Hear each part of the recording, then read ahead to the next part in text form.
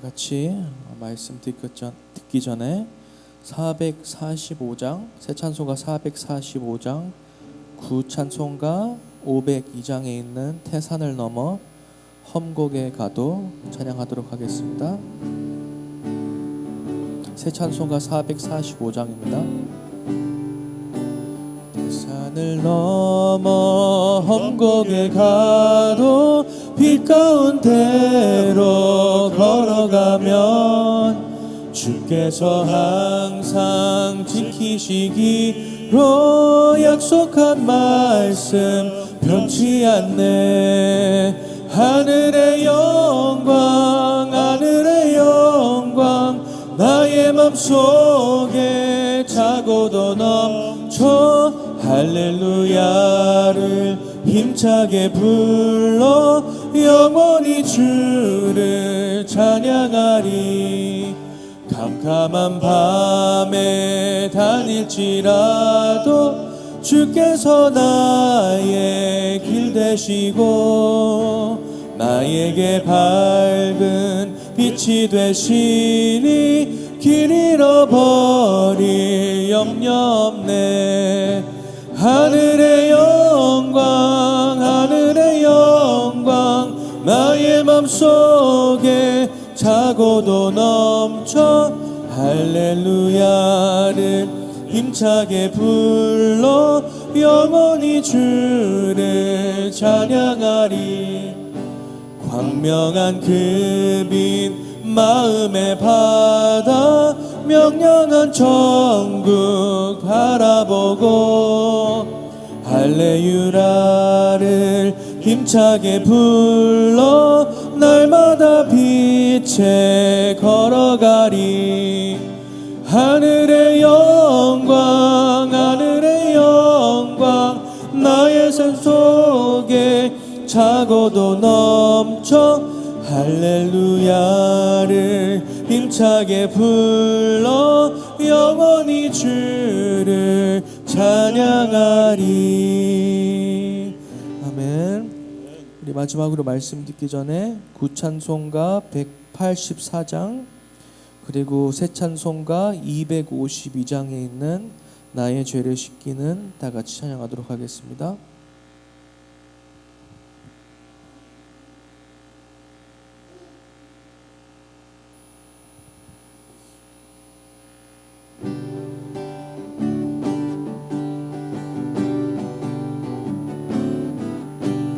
나의 죄를 씻기는 예수의 피밖에 없네.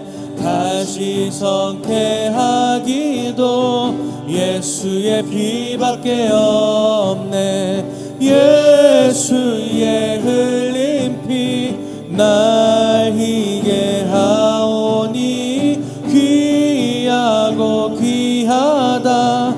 예수의 피밖에 없네. 나를 정케 하기는 예수의 피밖에 없네. 사죄하는 증거도 예수의 피밖에 없네. 예수의 흘린 피 날 희게 하오니 귀하고 귀하다. 예수의 피밖에 없네. 나의 죄 속하기는 예수의 피밖에 없네. 나는 공로 없도다. 예수의 피밖에 없네. 예수의 흘린 피 날 희게 하오니 귀하고 귀하다. 예수의 피밖에 없네. 평안함과 소망은 예수의 피밖에 없네. 나의 의는 이것뿐 예수의 피밖에 없네. 예수의 흘린 피 날 희게 하오니 귀하고 귀하다. 예수의 피밖에 없네. 영원토록 내 할 말 예수의 피밖에 없네. 나의 찬미 제목은 예수의 피밖에 없네. 예수의 흘린 피 날 희게 하오니 귀하고 귀하다. 예수의 피밖에 없네. 아멘. 우리 말씀 듣기 전에 다 같이 사도신경 읽도록 하겠습니다. 전능하사 전지를 만드신 하나님 아버지를 내가 믿사오며 그 외아들 우리 주 예수 그리스도를 믿사오니 이는 성령으로 잉태하사 동정녀 마리아에게 나시고 본디오 빌라도에게 고난을 받으사 십자가에 못 박혀 죽으시고 장사한 지 사흘 만에 죽은 자 가운데서 다시 살아나시며 하늘에 오르사 전능하신 하나님 우편에 앉아 계시다가 저리로서 산자와 죽은 자를 심판하러 오시리라. 성령을 믿사오며 거룩한 공예와 성도가 서로 교통하는 것과 죄를 사하여 주시는 것과 몸이 다시 사는 것과 영원히 사는 것을 믿사옵나이다. 아멘.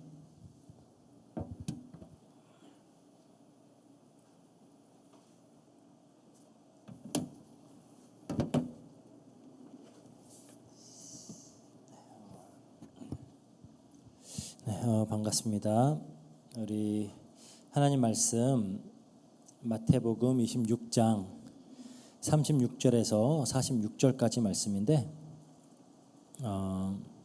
37절에서 39절까지만 제가 읽도록 하겠습니다.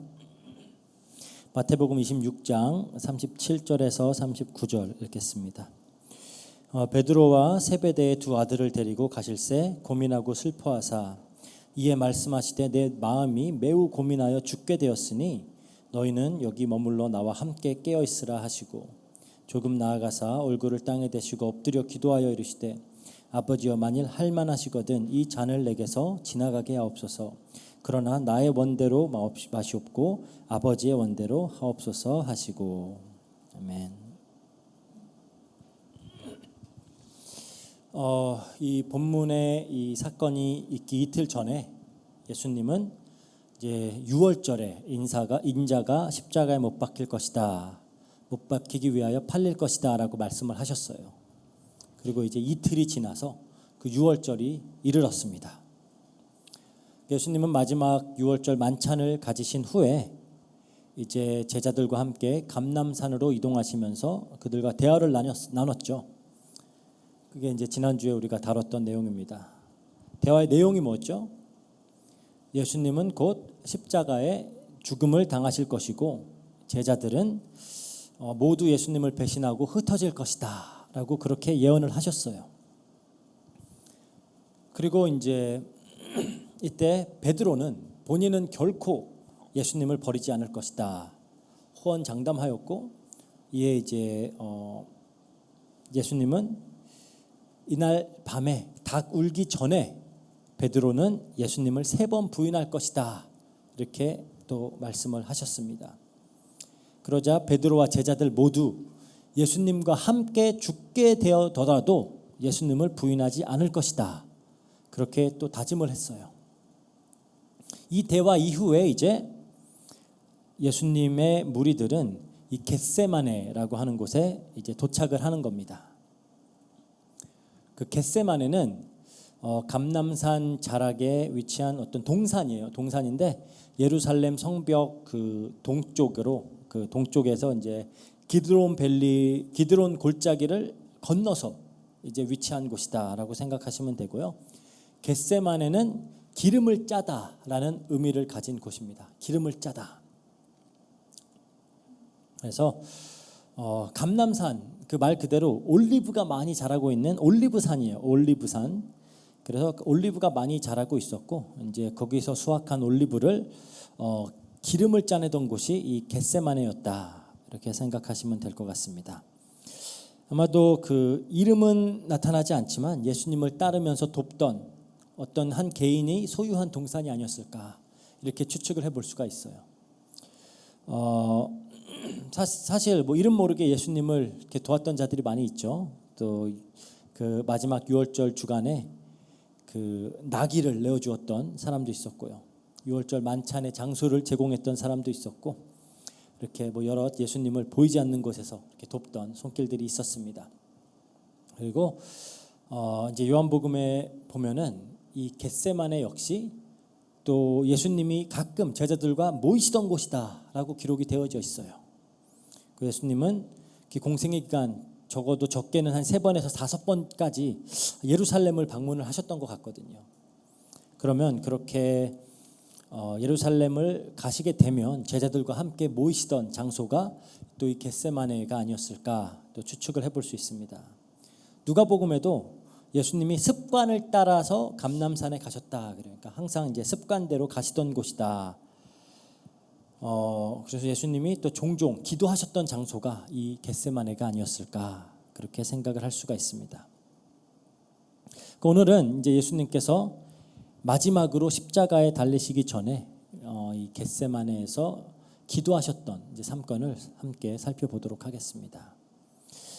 그 지저스 크라이스트 슈퍼스타라고 하는 뮤지컬이 있어요. 거기에 보면은 그 겟세마네라는 제목의 이제 곡이 있죠. 예수님께서 마지막에 겟세마네에서 하나님께 기도하셨던 장면을 매우 극적으로 그런 묘사하고 있는데 아마 또 그것 때문에 더 유명한 그런 장면이 되지 않았나 볼 수가 있습니다.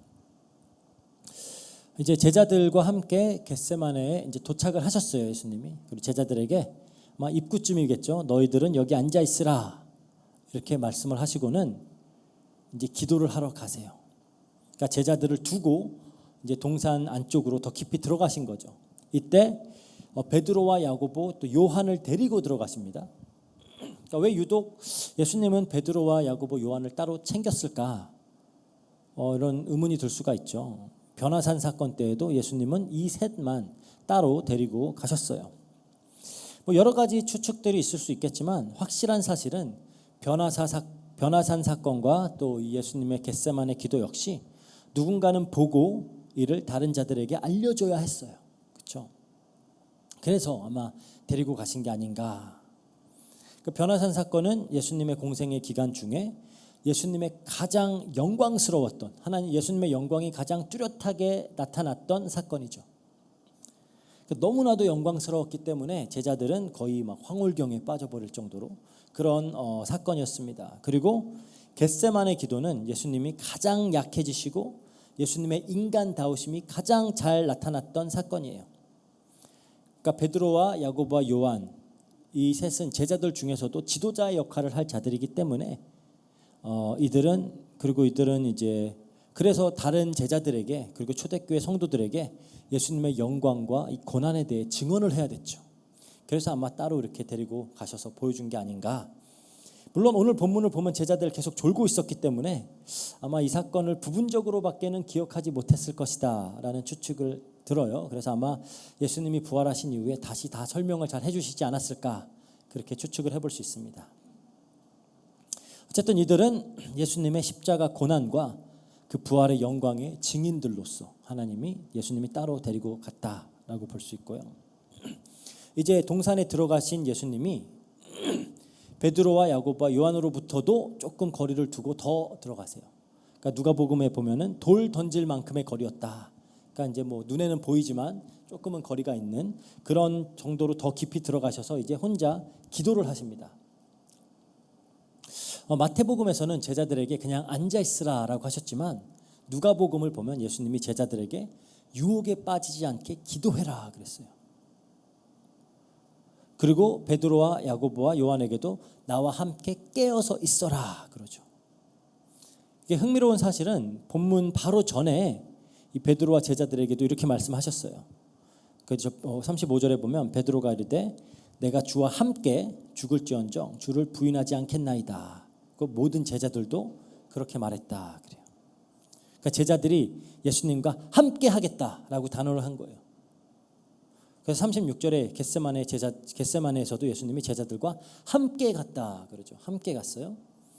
그래서 예수님께서 첫 번째 기도를 하시고 제자들이 있는 곳으로 오셨을 때 이들이 자는 것을 보고 또 뭐라고 하시죠? 너희가 나와 함께 한 시간도 이렇게 깨어 있을 수 없냐. 계속 함께 있는 거에 대해서 강조를 하세요. 그렇게 함께 하겠다라고 장담하던 제자들이 한 시간도 함께하지 못하는 모습을 보여주고 있는 겁니다. 그래서 예수님이 제자들에게 유혹에 빠지지 않게 기도해라라고 하신 거예요.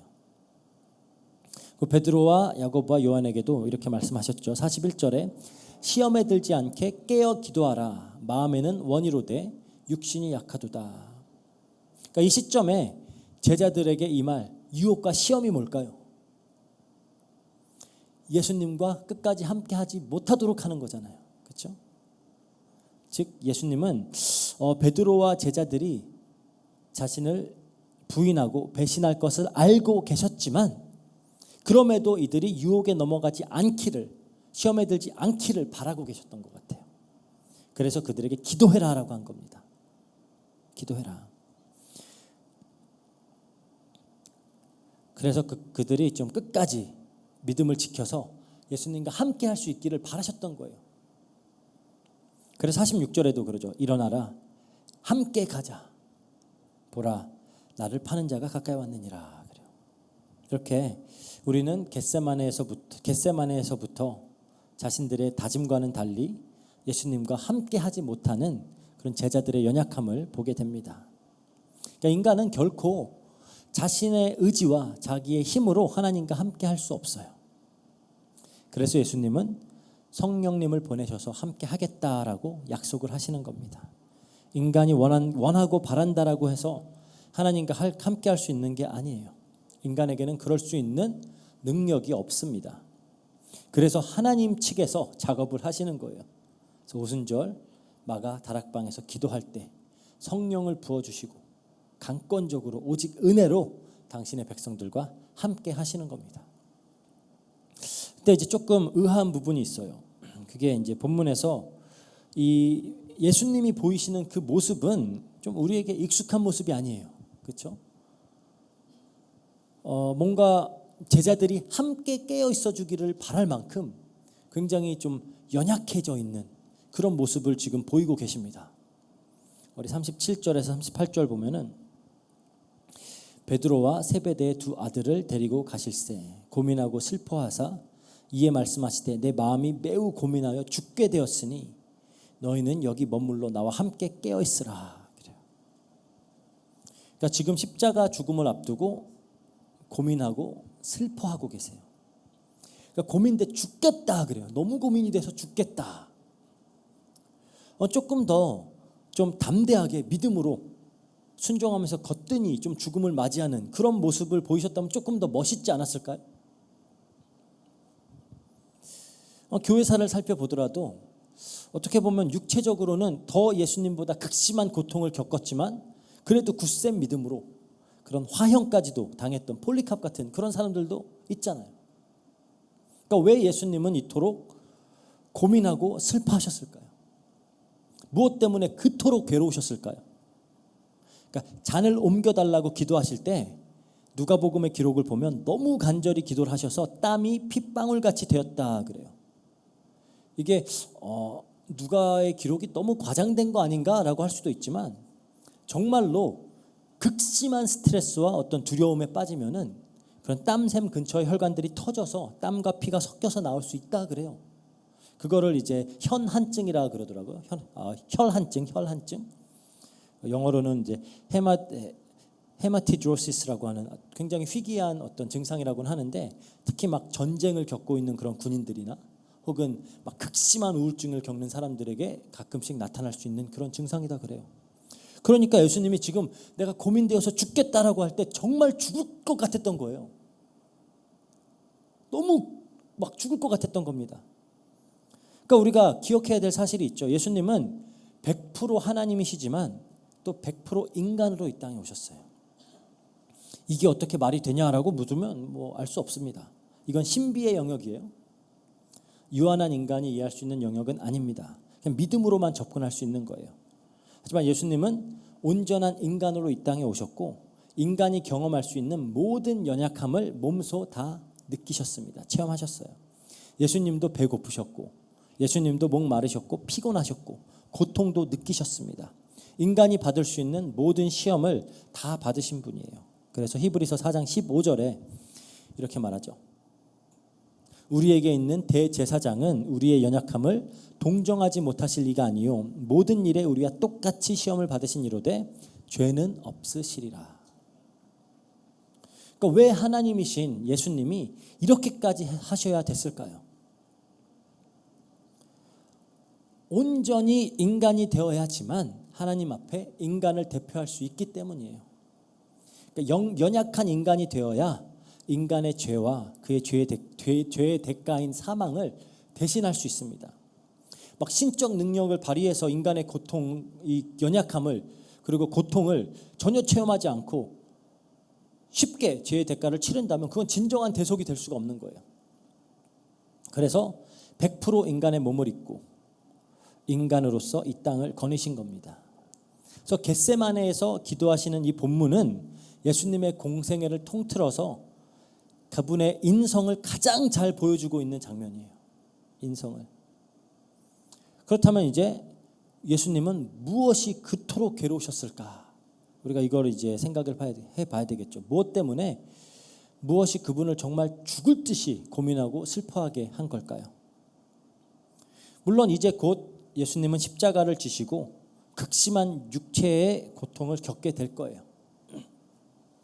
채찍을 맞아서 살이 찢기고 못이 손과 발을 관통하고 창이 옆구리를 관통하겠죠.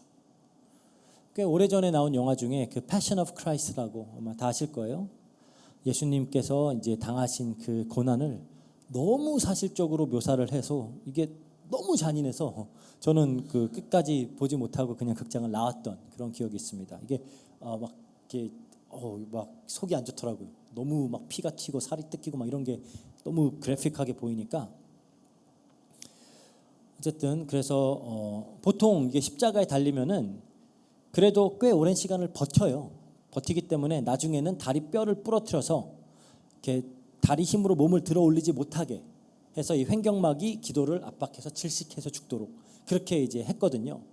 근데 예수님은 다리를 부러뜨릴 필요도 없었어요. 그냥 십자가에 얼마 버티지 못하고 바로 돌아가셨습니다.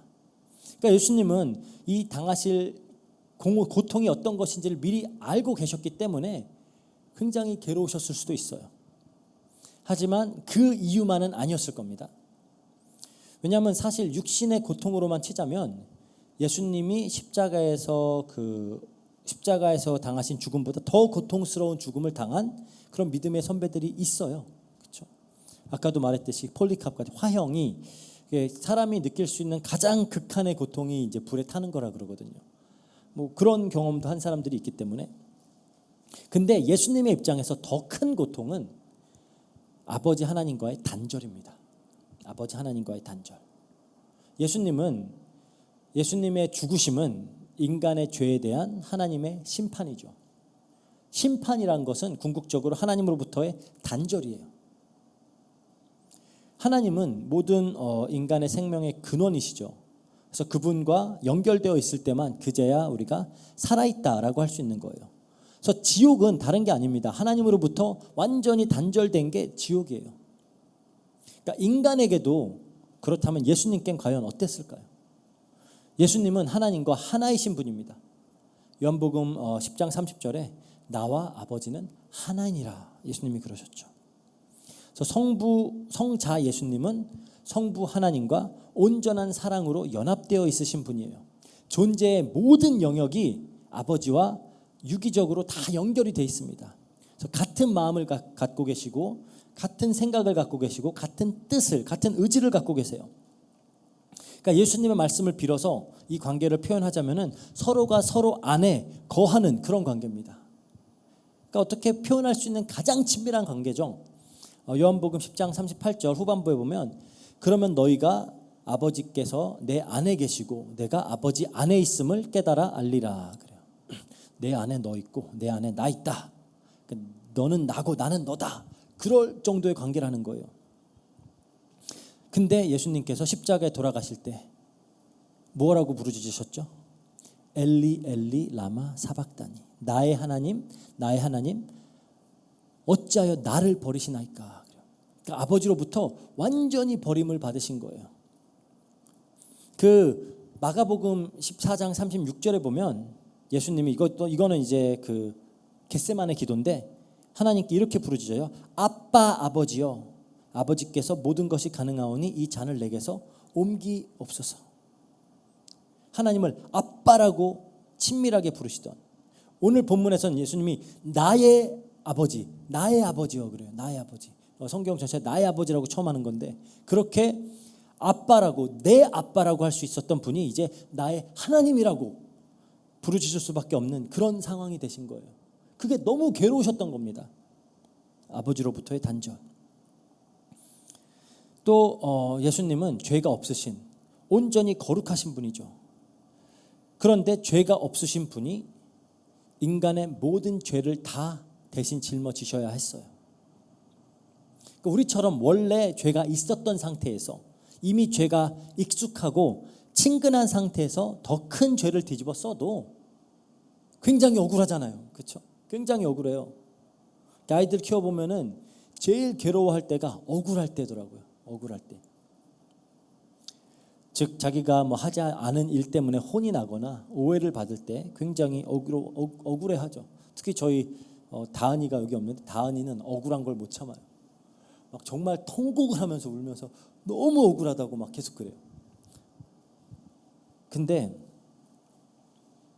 그렇다면 죄가 없으신 분이, 죄를 아예 모르시는 분이, 온전히 거룩하신 분이 인간의 죄악을 짊어지시게 될 때 그 마음이 어땠을까요?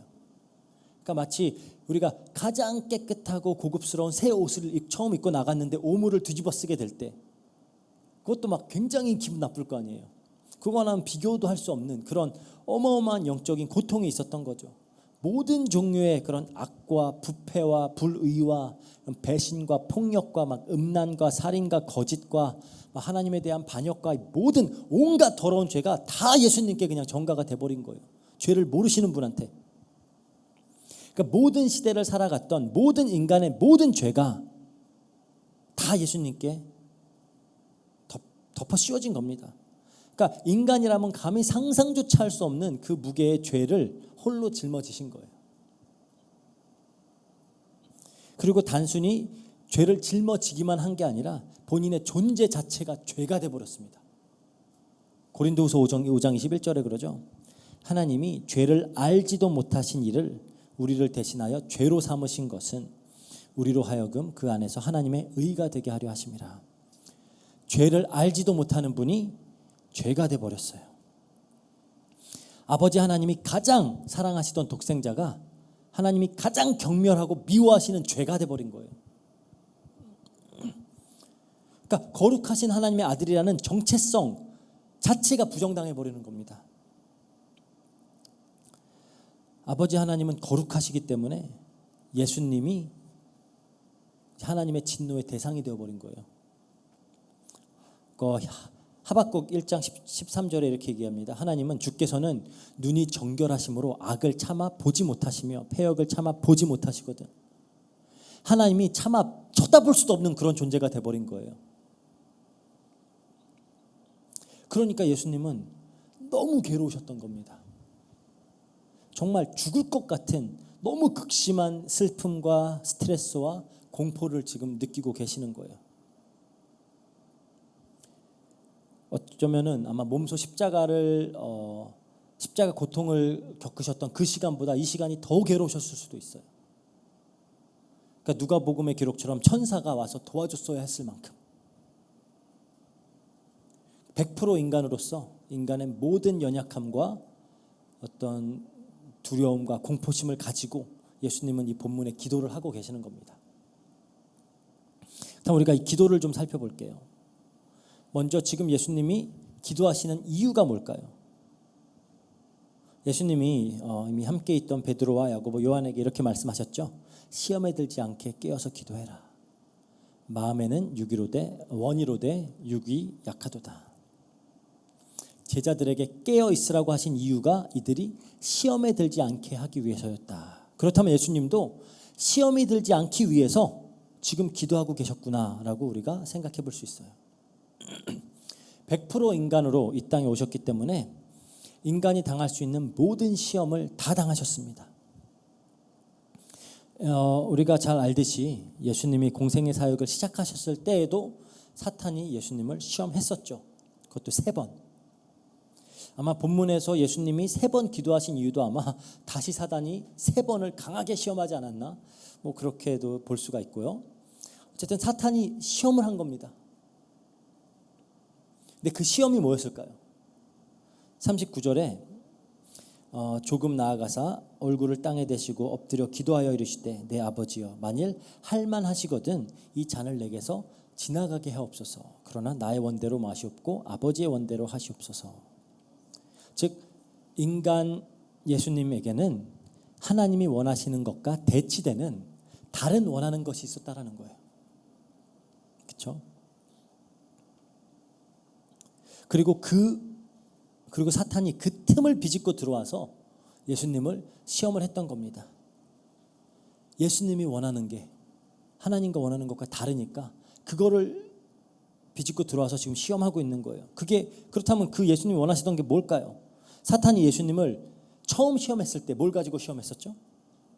육신의 배고픔, 어떤 자기 증명과 인정에 대한 욕구, 그리고 자아 실현과 어떤 힘에 대한 욕구, 이런 것들을 가지고 시험하셨죠. 그러니까 인간이 원하는 것들, 그걸 가지고 지금 사탄은 예수님을 처음에도 시험했는데, 그러니까 이 세상에 그 누구도 극심한 육신의 고통을 원하는 사람은 없어요.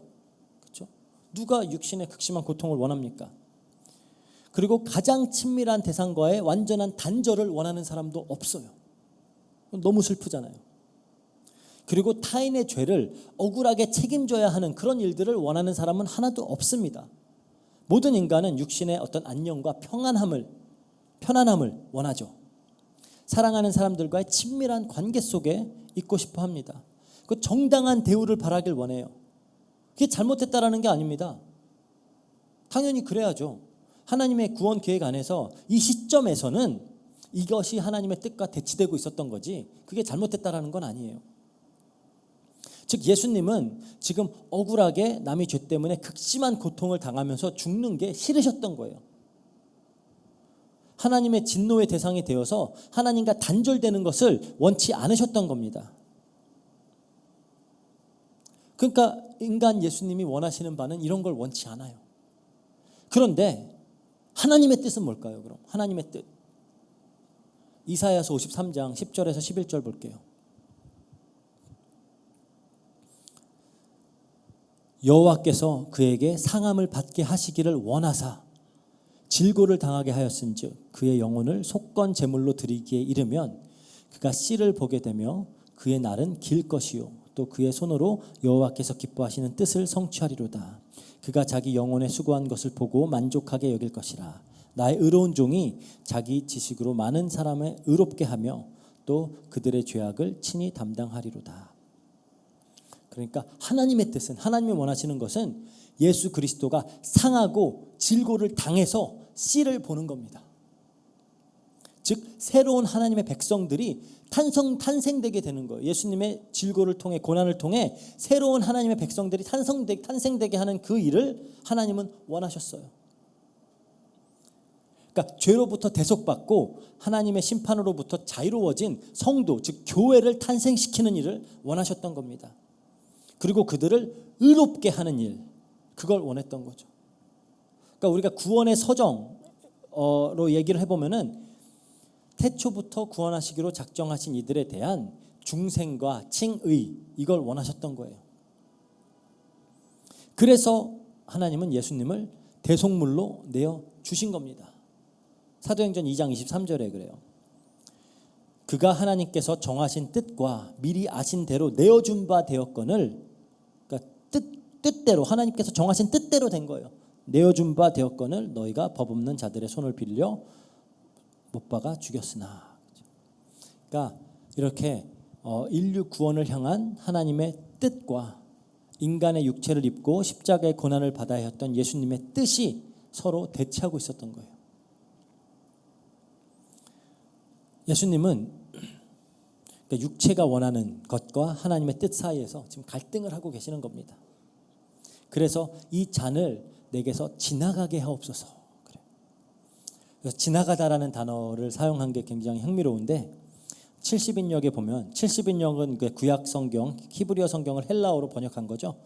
하나님께서 애굽 사람들을 치러 가실 때 이제 문설주의 피를 보시고 지나가실 것이다. 유월할 것이다. 그 지나가다가 똑같은 단어예요. 그러니까 출애굽기 12장 23절에 지나가다라는 단어가 지금 예수님께서 사용하신 이 잔을 지나가게 하옵소서 단어와 같은 단어입니다. 그러니까 예수님은 자신이 유월절 어린 양처럼 대속적 죽음을 당하실 것임을 알고 있었고 이미 그걸 예언하셨잖아요. 반드시 죽어야만 하는 어린 양이 이 죽음을 지나가게 해달라고 부탁하는 지금 굉장히 어떤 모순적인 그런 상황인 거죠. 즉 예수님은 이 순간에 그런 극심한 사탄의 시험을 당하고 계셨던 겁니다. 그래서 갈라디아서 5장 17절에도 그러죠. 육체의 소욕은 성령을 거스르고 성령은 육체를 거스르나니 이 둘이 서로 대적함으로 너희가 원하는 것을 하지 못하게 하려 함이니라. 그래서 예수님께서 제자들에게 마음에는 원이로되 육신이 약하도다라고 말씀하셨던 것처럼 예수님도 하나님의 뜻을 너무 잘 알고 있고 그 뜻을 너무나 따르고 싶었지만 이 육신의 연약함이 이걸 계속 대적하고 있었던 거예요. 그래서 예수님은 기도를 하신 겁니다. 3번이나 간절히 기도를 하셨어요. 성경에 보면 예수님께서 따로 기도하셨다라는 기록들이 종종 등장을 하죠. 저는 항상 궁금했어요. 과연 예수님은 무슨 기도를 하셨을까? 예수님이 제자들에게 뭐 어떻게 기도해라 가르쳐 주신 장면들은 여기저기 나타나죠. 주기도문과 같은 기도문도 남아 있고요. 또 이제 마지막 유월절 만찬 때 제자들을 위해서 기도했던 그 기도가 구체적으로 기록이 돼 있습니다. 요한복음 17장에. 그런데 예수님이 자기 자신을 위해서는 무엇을 기도했는지 그 기도의 내용이 기록된 장면은 이 겟세마네 기도밖에 없어요.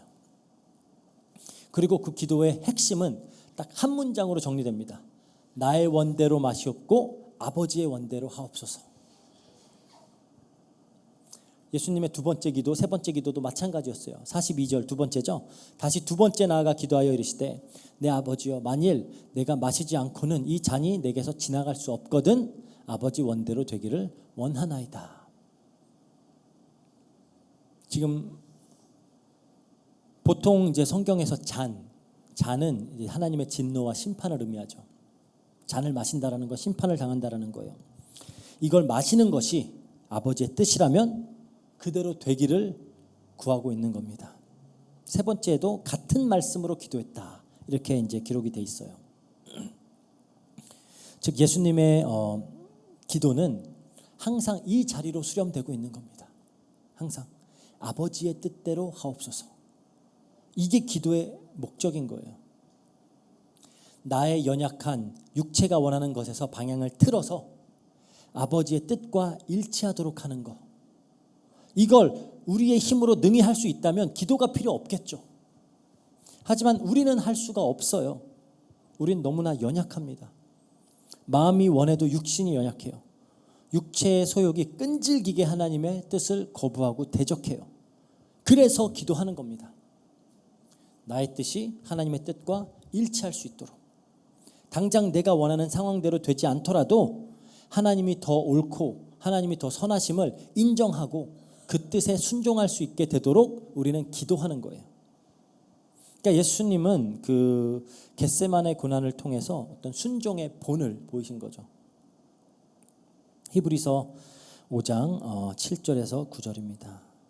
그는 육체에 계실 때에 자기를 죽음에서 능히 구원하실 이에게 심한 통곡과 눈물로 간구와 소원을 올렸고 그의 경건하심으로 말미암아 들으심을 얻었느니라. 그가 아들이면서도 받으신 고난으로 순종을 배워서 온전하게 되었은즉 자기에게 순종하는 모든 자에게 영원한 구원의 근원이 되시고. 그래서 예수님이 이래서 기도하신 겁니다. 기도는 하나님의 뜻에 맞춰 나가는 거예요. 우리의 기도도 마찬가지입니다. 우리가 해야 될 기도는 우리의 육신의 연약함으로부터 방향을 틀어서 하나님의 뜻과 맞춰질 수 있도록 우리는 간구하고 기도하는 거예요. 예수님은 이렇게 괴로운 시간을 보내시면서 치열하게 기도하셨는데 그 기도하신 이유가 뭘까요? 이 겟세마네가 기름을 짜는 곳이듯이 지금 예수님의 전 존재가 기름을 짜듯이 이렇게 뭉개지고 짜여지고 있어요. 왜 이렇게 당하셨어야 될까요? 우리의 죄를 깨끗이 씻어주기 위해서, 우리를 죄로부터, 심판으로부터, 사망으로부터 구원해주기 위해서 예수님은 지금 이 일을 당하고 계시는 겁니다. 우리는 예수 그리스도의 이 십자가 죽음을 그냥 인류 구원을 위한 하나의 수학 공식처럼 그렇게 생각하고, 또 너무 많이 들었기에 별 감흥 없이 그냥 당연한 것으로 여길 때가 없지 않아 있음을 고백할 수밖에 없죠. 하지만 우리가 오늘 본문을 조금 묵상해 보면서 우리를 구원하시기 위해 예수님이 겪으셔야 했던 고통이 어떤 것이었는지 조금 우리가 생각해 볼 수 있었으면 좋겠어요. 이렇게까지 해서 우리를 구원하셨구나. 그 우리에게 부어주신 은혜가, 우리의 영원한 구원이 어떠한 대가를 치루어서 가능해진 것인지를 우리가 조금은 더 묵상해 봐야 되지 않나, 그런 생각을 합니다. 그리고 우리는 예수님의 기도를 통해 배워야 해요. 이 제자들과 예수님의 모습이 이제 많이 대조가 되고 있죠. 제자들은 처음에 자만했어요. 자신의 믿음과 자신의 실력을 신뢰했습니다. 나는 신앙생활 잘하고 있어. 이 정도 하면 됐지. 나는 자신 있어. 나는 끝까지 예수님 배신 안 해. 보면은 이렇게 굉장히 그러한 확신을 가지고 신앙생활 하시는 분들 많더라고요. 자기의 실력으로, 나의 의지로 끝까지 믿음 지킬 수 있다라고 생각하고, 끝까지 하나님의 뜻대로 살 수 있다라고 생각하고, 그렇게 제자들도 그랬습니다. 자만했어요. 자신의 믿음과 자신의 실력을 신뢰했습니다. 그래서 깨어서 기도하지 않았어요. 이게 되게 위험한 겁니다. 내가 할 수 있다라고 믿으면은 깨어서 기도를 하지 않아요. 내 능력으로 할 수 있으니까. 그리고 그 결과가 뭐죠? 결국 시험에 드는 거예요. 결국 시험에 들고 예수님을 배신하기에 이릅니다. 어찌 보면 가장 큰 죄를 짓는 거죠. 하나님을, 예수님을 배신한 건데 제일 큰 죄예요. 그래서 가룟 유다, 우리가 가장 악랄한 죄악된 사람으로 그렇게 인식을 하는 이유가 예수님을 배신했기 때문이에요. 제자들도 근데 다 똑같은 죄를 지었습니다. 왜? 자만해서, 기도하지 않아서, 스스로 할 수 있을 거라고 믿어서. 그런데 예수님은 이들과 대조적인 모습을 보이시죠. 이들의 스승이신데, 예수님은 하나님이신데, 그런데 겸손하셨어요. 본체 하나님이심에도 가난한 심령으로 깨어서 기도하셨습니다. 인간의 육신을 가지고 산다라는 게 어떤 건지 너무 잘 아셨던 거예요. 그래서 깨어서 기도하셨고, 그리고 그 결과 시험을 이기셨어요. 그리고 하나님의 뜻에 순종하였죠. 그래서 우리가 또 알아야 될 것은 예수님의 십자가는 인류 구원을 위한 하나님의 수단인 동시에 또 성도된 우리가 반드시 따라야 할 완벽한 본이에요. 그래서 우리가 십자가를 생각할 때 물론 우리가 이렇게 구원받았다, 구원의 방법이지만 또 그것이 성도가 살아가는 삶의 본이구나. 그것을 보고 또 우리 이번 주 또 한 주간도 이 본문 말씀을 묵상하시면서 좀 우리 안에 이 구원에 대한 감사가 회복되었으면 좋겠어요. 예수님이 이렇게까지 고통스러워 하시면서 이루어낸 구원이구나. 그리고 또 동시에 이 본을 우리가 따르면서 예수님을 더욱 닮아가는 그런 우리가 되기를 또 주의 이름의 이름으로 축복합니다. 같이 기도하겠습니다. 사랑과 은혜가 풍성하신 하나님 감사합니다. 또 겟세마네에서 기도하신 예수님을 통해 우리의 죄가 얼마나 끔찍한 것임을 다시 한번 깨닫게 하시고 이 죄를 이 저주와 사망으로부터 우리를 구원하시기 위해 하나님께서 어떠한 고통을 감내하셨는지를 또 다시 한번 깨닫게 하시니 너무나 감사합니다. 이 너무나도 크고 감당할 수 없는 이 은혜를 우리가 받았사오니 더욱 감사할 수 있도록 하시고 더욱 하나님을 사랑할 수 있도록 하시고 더욱 이 은혜를 증거할 수 있도록 역사해 주세요. 또한 예수님께서 보이신 이 기도하시는 모습,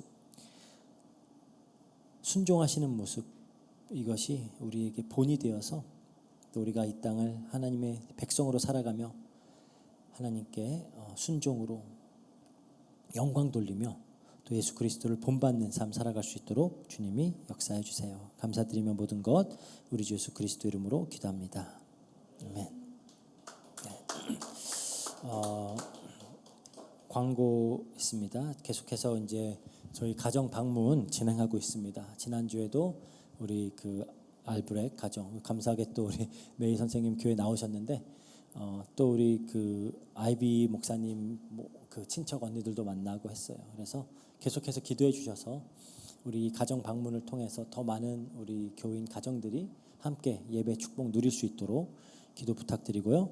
또 26일부터 28일 이제 다바오 사역이 이제 스케줄이 이미 다 확정이 되었고 이제 준비하고 있습니다. 그래서 기도해 주셔서 그 만남을 통해 우리 저 민다나오에도 이제 중요한 사역의 문들이 열릴 수 있도록 기도 부탁드립니다. 그러니까 필리핀 하면은 루손, 비사야, 다바 아니 민다나오 이렇게 나누잖아요. 또 이렇게 좀 상징적으로라도 각 하나마다 거점을 두고 있는 게 또 좋지 않나 생각을 합니다. 기도해 주시길 바랍니다. 이상입니다. 우리 주님 가르쳐주신 기도로 예배 마치도록 하겠습니다. 하늘에 계신 우리 아버지여, 이름이 거룩히 여김을 받으시오며 나라의 마옵시며 뜻이 하늘에서 이룬 것 같이 땅에서도 이루어지이다. 오늘날 우리에게 일용할 양식을 주옵시고 우리가 우리에게 죄진 자를 사하여 준 것 같이 우리 죄를 사하여 주옵시고 우리를 시험에 들게 하지 마옵시고 다만 악에서 구하옵소서. 대개 나라와 권세와 영광이 아버지께 영원히 있사옵나이다. 아멘. 네, 예배 마치도록 하겠습니다.